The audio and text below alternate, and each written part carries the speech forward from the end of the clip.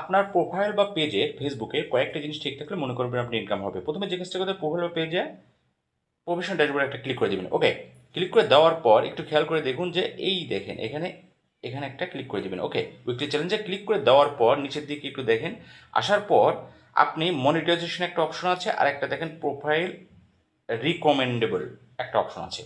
এই দুইটা জিনিসে দেখেন টিকমার্ক অর্থাৎ গোল চিহ্ন যদি ঠিক থাকে ইনকাম হবে। আর একটু ভালো করে দেখেন, আমি মনিটাইজেশনে একটা ক্লিক করে দিচ্ছি।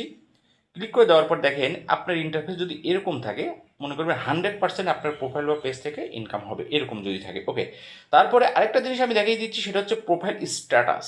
এই দেখেন এখানে একটা ক্লিক করে দেবেন।